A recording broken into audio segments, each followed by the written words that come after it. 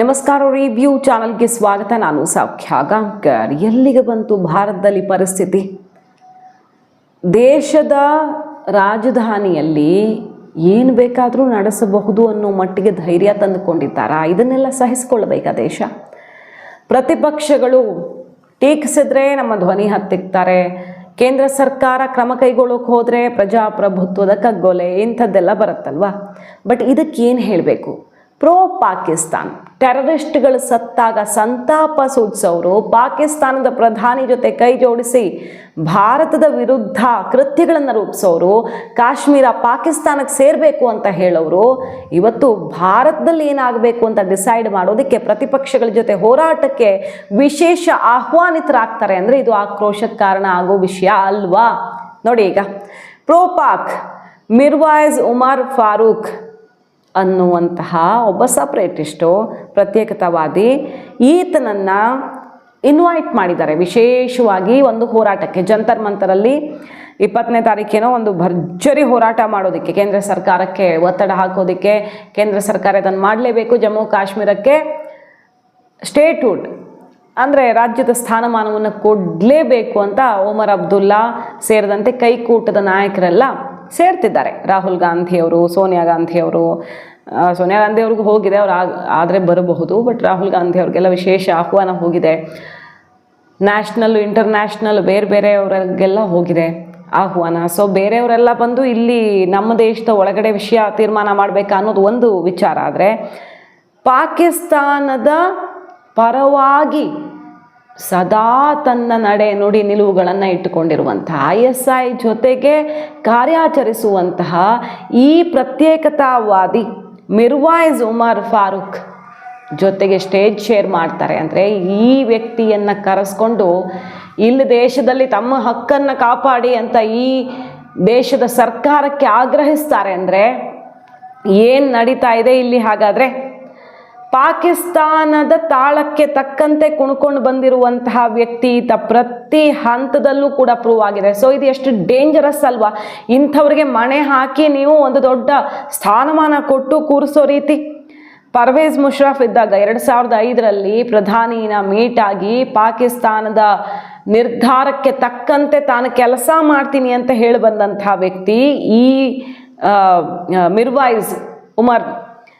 ಆದರೆ ಈಗ ಇಂತಹ ವ್ಯಕ್ತಿಯನ್ನು ಕರೆದು ಸನ್ಮಾನ ಮಾಡ್ತಾರೆ, ಹೋರಾಟ ಮಾಡಿಸ್ತಾರೆ ನಮ್ಮ ದೇಶದ ಒಳಗಡೆ ಅಂದರೆ ಎಲ್ಲಿಗೆ ಬಂತು ಪರಿಸ್ಥಿತಿ?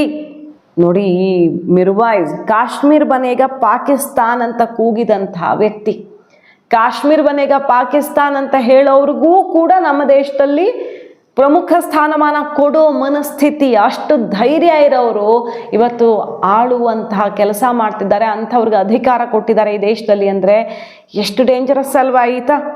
ISI ಪರವಾಗಿ ಆ್ಯಂಟಿ ಇಂಡಿಯಾ ನಿಲುವನ್ನು ಹಲವು ಕಡೆಗಳಲ್ಲಿ ಪ್ರದರ್ಶಿಸಿರುವಂಥ ಈ ವ್ಯಕ್ತಿ ಬಂದು ಯಾರಿಗೆ ನ್ಯಾಯ ಕೊಡಿಸ್ತಿರೋದು ನಮ್ಮ ದೇಶದ ಒಳಗಡೆ? ಹಾಗಾಗಿ ಇದು ಅಫ್ಜಲ್ ಗುರು ಪರವಾಗಿ ನಿಂತಿರುವಂತಹ, ಎಷ್ಟೋ ಸಲ ಅಂದರೆ ಧ್ವನಿ ಎತ್ತಿರುವಂತಹ POK ವಿಚಾರದಲ್ಲಿ ಕಾಶ್ಮೀರಿಗಳ ಮಾರಣ ಹೋಮ ಆದರೂ ಅಲ್ಲಿ ಒಂದೇ ಒಂದು ಸ್ವರನೂ ಎತ್ತಲ್ಲ. ಆಸಿಮ್ ಮುನೀರ್ ನಡವಳಿಕೆ ನಿರ್ಧಾರ ಪಾಕ್ ಸರ್ಕಾರದ ವಿಚಾರದಲ್ಲಿ ಒಂದು ಸಣ್ಣ ಆಕ್ಷೇಪನೂ ಬರಲ್ಲ. ಬಟ್ ಇಲ್ಲಿ ಮೇನ್ಲ್ಯಾಂಡ್ ಕಾಶ್ಮೀರ ಇಷ್ಟು ಚೆನ್ನಾಗಿ ಅಭಿವೃದ್ಧಿ ಆಗಿರುವ, ಇಷ್ಟು ಚೆನ್ನಾಗಿ ಮಾನವ ಹಕ್ಕುಗಳನ್ನು ಎತ್ತಿ ಹಿಡಿಯಲ್ಪಟ್ಟಿರುವ, ಇಷ್ಟು ಅಭಿವೃದ್ಧಿ ಫಂಡು, ಒಳ್ಳೆ ಬಜೆಟ್ಟು, ಪ್ರವಾಸೋದ್ಯಮ ದಾಖಲೆ, ಇಷ್ಟೆಲ್ಲ ಆಗಿರುವ ಕಾಶ್ಮೀರ ಇವ್ರಿಗೆ ಪಾಕಿಸ್ತಾನಕ್ಕೆ ಸೇರಬೇಕು ಅಂತ ಅನಿಸುತ್ತೆ. ಆದರೆ ಮಾರಣ ಹೋಮ ಆಗ್ತಿದೆ ಇವತ್ತು ಪಾಕ್ ಆಕ್ಯುಪೈಡ್ ಕಾಶ್ಮೀರಲ್ಲಿ. ಅದು ಕಾಣಿಸೋದೇ ಇಲ್ಲ. ಇದು ಯಾವ ಸೀಮೆ ಮಾನವ ಹಕ್ಕು ಹೋರಾಟಗಾರರು ಇವರು ಅನ್ನುವಂಥ ಆಕ್ರೋಶ ಇದಕ್ಕೆ ಎದ್ದಿರೋದು. ಎಲ್ಲರಿಗೂ ಹೋಗಿದೆ ಇನ್ವಿಟೇಷನು. ಸೋನಿಯಾ ಗಾಂಧಿ, ರಾಹುಲ್ ಗಾಂಧಿ, ಮಮತಾ ಬ್ಯಾನರ್ಜಿ, MK ಸ್ಟಾಲಿನು, ಮೆಹಬೂಬಾ ಮುಫ್ತಿ, ಗುಲಾಂ ನಬಿ ಆಜಾದ್, ಮಿರ್ವಾಯಿಜ್ ಉಮರ್ ಫಾರೂಕ್ ಹಾಗೆ ಸುಮಾರು ಜನ ಪ್ರಮುಖರನ್ನೆಲ್ಲ ಇಲ್ಲಿಗೆ ಇನ್ವೈಟ್ ಮಾಡ್ತಿದ್ದಾರೆ. ಈತ ಬರ್ತಿದ್ದಂಗೆ ಒಂದು ಡಿಮ್ಯಾಂಡು, ನೀವು ಬರೀ ರಾಜ್ಯದ ಸ್ಥಾನಮಾನಕ್ಕಾಗಿ ಹೋರಾಟ ಮಾಡಿದ್ರೆ ಸಾಲದು, ನಾನು ಬರಬೇಕಂದ್ರೆ ಆರ್ಟಿಕಲ್ 370 ಮರುಸ್ಥಾಪಿಸಬೇಕು ಅಂತ ಹೋರಾಟ ಮಾಡಿ ಅನ್ನೋ ಕಂಡೀಷನ್ ಬೇರೆ ಹಾಕಿರೋದು ಈತ. ಈ ಒಮರ್ ಅಬ್ದುಲ್ಲಾ ನೆನಪಿರ್ಬೋದು, ಆರ್ಟಿಕಲ್ 370 ವಿರುದ್ಧ ಧ್ವನಿ ಎತ್ಕೊಂಡೇ ಅಧಿಕಾರಕ್ಕೆ ಬಂದಿದ್ದು. ಆದರೆ ವಿಷಯ ಏನಪ್ಪ ಅಂದರೆ ಆರ್ಟಿಕಲ್ 370 ರದ್ದಾದ ಮೇಲೆ ಜಮ್ಮು ಕಾಶ್ಮೀರದಲ್ಲಿ ಅಭಿವೃದ್ಧಿ ಆಗಿದೆ ಅನ್ನೋದನ್ನು ಸ್ವತಃ ಒಮರ್ ಅಬ್ದುಲ್ಲಾ ಒಪ್ಪಿಕೊಂಡಿದ್ದಾರೆ. ಕೇಂದ್ರ ಸರ್ಕಾರ ಜಮ್ಮು ಕಾಶ್ಮೀರಕ್ಕೆ ಬೇಕಾದಷ್ಟು ಅಭಿವೃದ್ಧಿ ಅನುದಾನ ಕೊಡುಗೆಗಳನ್ನು ಕೊಟ್ಟಿದೆ. ನಾವು ಏನು ಕೇಳೋ ಹಾಗೆ ಇಲ್ಲ ಕೇಂದ್ರ ಸರ್ಕಾರನ, ಹಂಗೆ ಅಭಿವೃದ್ಧಿ ಮಾಡಿದೆ. ನಿಜವಾಗಿಯೂ ನಮ್ಮನ್ನು ಮಂಡಿಯವರು ಕೂರಿಸ್ಬೋದಿತ್ತು ಕೇಂದ್ರ ಸರ್ಕಾರ ಮನಸ್ಸು ಮಾಡಿದ್ರೆ, ಟಾರ್ಗೆಟ್ ಮಾಡಿ. ಬಟ್ ಹಂಗೆ ಮಾಡಿಲ್ಲ. ಒಕ್ಕೂಟ ವ್ಯವಸ್ಥೆ ಅಂದ್ರೆ ಏನು ಅಂತ ಮೋದಿ ಎತ್ತು ತೋರಿಸಿದ್ದಾರೆ. ಜಮ್ಮು ಕಾಶ್ಮೀರದಲ್ಲಿ ಸಾಧ್ಯವೇ ಇಲ್ಲ ಟೆಕ್ನಿಕಲಿ ಅನ್ನುವಂಥ ಪ್ರಾಜೆಕ್ಟ್ಗಳನ್ನು ಎಂಜಿನಿಯರಿಂಗ್ ಮಾರ್ವೆಲ್ಗಳಾಗಿ ನಿರ್ಮಿಸಿ ತೋರಿಸಿದ್ದಾರೆ. ಇದುವರೆಗೆ ಸಾಧ್ಯ ಆಗದಿರೋದು ಸ್ವತಂತ್ರ ಭಾರತದಲ್ಲಿ. ಸೊ ಯಾವ ಆರ್ಟಿಕಲ್ 370 ರದ್ದಾಗಬಾರ್ದು ಅಂತ ಹೇಳಿದ್ರೋ, ಈಗ ಅದು ರದ್ದಾದ ಮೇಲೆ ಅಲ್ಲಿ ಎಲೆಕ್ಷನ್ ನಡೆದು ಇಡೀ ದೇಶದ ಸಂವಿಧಾನ ಒಪ್ಪಿಕೊಂಡು ಅಲ್ಲಿ ಪ್ರಮಾಣ ವಚನ ತಗೊಳ್ಳೋ ಹಂಗಾಯ್ತು. ಮತ್ತೆ ಅದರಿಂದ ಆದ ಬದಲಾವಣೆಯನ್ನು ಕಣ್ಣು ಬಿಟ್ಟು ನೋಡೋ ಹಂಗಾಯ್ತು. ಅದನ್ನು ಬಾಯಿ ಬಿಟ್ಟು ಹೇಳಿರೋ ಒಮರ್ ಅಬ್ದುಲ್ಲಾ ಇವತ್ತು ರಾಜ್ಯದ ಸ್ಥಾನಮಾನ ಕೇಳ್ತಿದ್ದಾರೆ. ಅದಕ್ಕೆ ಇಂಥವ್ರನ್ನ ಆಹ್ವಾನ ಮಾಡಿದ್ದು ಆರ್ಟಿಕಲ್ 370 ಮತ್ತೆ ಮರುಸ್ಥಾಪಿಸುವ ಬಗ್ಗೆ ಹೋರಾಟ ಮಾಡೋಣ ಅಂತ ಬರ್ತಾ ಇರೋದು ಆ ಪುಣ್ಯಾತ್ಮ. ಇಲ್ಲಿ ಬಂದು ನಮ್ಮವ್ರಿಗೆ ಹಕ್ಕು ಕೊಡಿಸ್ಬೇಕಂತೆ ಟೆರರಿಸ್ಟ್ಗಳ ಪರ ನಿಂತಿರುವಂಥ ಈ ವ್ಯಕ್ತಿ ಅನ್ನೋದೇ ವಿಪರ್ಯಾಸ. ನೋಡಿ, ಇಂಥದ್ದೆಲ್ಲ ಮಾಡಿ ಏನಾಗತ್ತೆ ಪರಿಣಾಮ ಅಂತ. ಬೇರೆ ದೇಶಗಳ ಎಕ್ಸಾಂಪಲ್ ನೋಡಬೇಕು. ಇಲ್ಲಿರೋರು ಬರೀ ರಾಜಕೀಯ ವೋಟ್ ಬ್ಯಾಂಕು, ಓಲೈಕೆ, ಸಮುದಾಯ, ಒಂದು ಕಮ್ಯುನಿಟಿ ಅಂತ ಮಾಡೋರು ಇದನ್ನೆಲ್ಲ ನೋಡಬೇಕು ಏನೇನಾಗಿದೆ. ಯುರೋಪ್ ಕಂಟ್ರಿಯಲ್ಲಿ ಏನಾಗಿದೆ ಇವತ್ತು ನೋಡಿ, ಒಂದು ಲೆಕ್ಕ, ಬೇರೆ ಏನು ಬೇಡ ಇದ್ರ ಬಗ್ಗೆ ವಿವರಣೆ. ಒಂದು ರಿಪೋರ್ಟ್ ರೆಡಿ ಆಗಿದೆ. ಅಲ್ಲಿ ಗ್ರೂಮಿಂಗ್ ಗ್ಯಾಂಗ್ಸ್ UK ಸುಮಾರು ವರ್ಷಗಳ ಲೆಕ್ಕ ತೆಗೆದಿದ್ದಾರೆ. 2.5 ಲಕ್ಷ ಬಹುತೇಕರು ಪಾಕಿಸ್ತಾನದಿಂದ ಬಂದಿರುವಂಥ ವಲಸಿಗರು 2.5 ಲಕ್ಷ ಬ್ರಿಟಿಷ್ ಗರ್ಲ್ಸ್ನ ರೇಪ್ ಮಾಡಿದ್ದಾರೆ ಅನ್ನುವಂಥ ರಿಪೋರ್ಟ್ ಆಘಾತಕಾರಿಯಾಗಿದೆ. ಸುಮಾರು ದಶಕಗಳ ಕಾಲ ಏನೇನಾಗಿದೆ ಅನ್ನೋ ಲೆಕ್ಕ. ಪಾಕಿಸ್ತಾನದಿಂದ ಬಂದವರೇ ಅತಿ ಹೆಚ್ಚಿನ ಸಂಖ್ಯೆಯಲ್ಲಿದ್ದಾರೆ. ಅದರಲ್ಲೂ ಮೈನರ್ ಗರ್ಲ್ಸು 10-11 ವರ್ಷದ ಮಕ್ಕಳನ್ನು ಗುರಿಯಾಗಿಸಿದ್ದಾರೆ.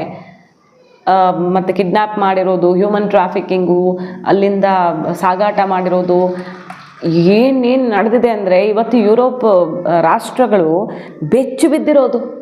ಐರೋಪ್ಯ ರಾಷ್ಟ್ರಗಳು ಅಲ್ಲಿಗೆ ವಲಸೆ ಬಂದಿರುವಂತಹ ಪಾಕಿಸ್ತಾನಿಗಳು ಬೇರೆ ಬೇರೆ ದೇಶದಿಂದ ಬಂದು ಸೇರ್ಕೊಂಡಿರೋರು ಆ ದೇಶದಲ್ಲಿ ಏನು ನಡೆಸ್ತಿದ್ದಾರೆ ಅನ್ನೋದಕ್ಕೆ ಈ ರಿಪೋರ್ಟ್ ಬೆಚ್ಚಿ ಬೀಳಿಸುವಂತಿದೆ. ಇನ್ನು ಜಪಾನ್ ನೋಡಿ, ಜಪಾನು ಈ ಆತಂಕದಿಂದನೇ ಏನು ಮಾಡ್ತಿದೆ ಅಂದರೆ ಮುಸ್ಲಿಂ ಇಮಿಗ್ರೇಷನ್ನು ತುಂಬ ಸೀರಿಯಸ್ ಆಗಿ ತಗೊಂಡು ಇನ್ನು ಮುಂದೆ ಅಲ್ಲಿ ಗಿಲಾಲ್ಗೆ ಪ್ರಿವಿಲೇಜೇ ಇಲ್ಲ, ಬ್ಯಾನ್. ಬಿಲ್ಡಿಂಗ್ ಮಾಸ್ಕು ಮತ್ತು ಅವರ ಸ್ಟ್ರಕ್ಚರ್ಸನ್ನು ಇನ್ನು ಮುಂದೆ ಕಟ್ಟೋ ಹಾಗೆ ಇಲ್ಲ ಅನ್ನೋ ಸ್ಟ್ರಿಕ್ಟ್ ರೂಲ್ಸನ್ನು ಮಾಡ್ತಿದ್ದಾರೆ. ಓಪನ್ ಆಗಿ ಪ್ರೇಯರ್ ಅಂತೂ ಯೋಚನೆ ಮಾಡೋಕ್ಕೆ ಅವಕಾಶ ಇಲ್ಲ. ಸೊ ಇಸ್ಲಾಮಿಕ್ ಇಮಿಗ್ರೇಷನನ್ನು ತಡೆಯೋದಕ್ಕೆ ಏನು ಮಾಡಬೇಕಲ್ಲ, ನೀವು ಬಂದರೆ ಇಲ್ಲಿ ವಾಸ ಮಾಡ್ತೀರ, ವಾಸ ಮಾಡೋ ವಾತಾವರಣ ಇದ್ದಿರ್ತಾನೆ, ಉಸಿರುಗಟ್ಟೋ ಥರ ವಾತಾವರಣವನ್ನು ನಿರ್ಮಿಸ್ತಿದ್ದಾರೆ ಜಪಾನ್ನಲ್ಲಿ. ಈ ರೀತಿಯಾಗಿದೆ ಪರಿಸ್ಥಿತಿ. UKದು 1950s ತಗೊಂಡು ಬಂದರೆ ಲಕ್ಷ ಹೆಣ್ಣು ಮಕ್ಕಳ ಪರಿಸ್ಥಿತಿಯನ್ನು ಹಿಂಗೆ ಮಾಡಿದ್ದಾರೆ ಅನ್ನೋ ರಿಪೋರ್ಟು. ಬಹುತೇಕರು ಇದರಲ್ಲಿ ಪಾಕಿಸ್ತಾನಿಯರು ಅಂತ. ಆಸ್ಟ್ರೇಲಿಯಾದ ರಿಪೋರ್ಟು ಕೂಡ ಹಿಂಗೆ ಇದೆ. ಎಷ್ಟೋ ಜನ ಹೆಣ್ಣು ಮಕ್ಕಳ ಮೇಲೆ ದೌರ್ಜನ್ಯ. ಸೊ ಪಾಕಿಸ್ತಾನಕ್ಕೆ ಇಡೀ ಜಗತ್ತು ಪಾಠ ಕಲಿಸೋಕೆ ನಿಂತಿದೆ ಇವತ್ತು. ಏನಾಗ್ತಿದೆ, ಇವರು ಬೇರೆ ಬೇರೆ ದೇಶದ ಒಳಗಡೆ ಹೋಗಿ ನುಸುಳುಕೊಂಡಲ್ಲೆಲ್ಲ ಏನಾಗ್ತಿದೆ ಅಂತ. ಅಂಥವರನ್ನು ನೀವು ಇಲ್ಲಿ ಮಣೆ ಹಾಕಿ ನಮ್ಮ ದೇಶಕ್ಕೆ ಏನು ಮಾಡೋಕ್ಕೆ ಬಯಸ್ತಿದ್ದಾರೆ ಇವರೆಲ್ಲ.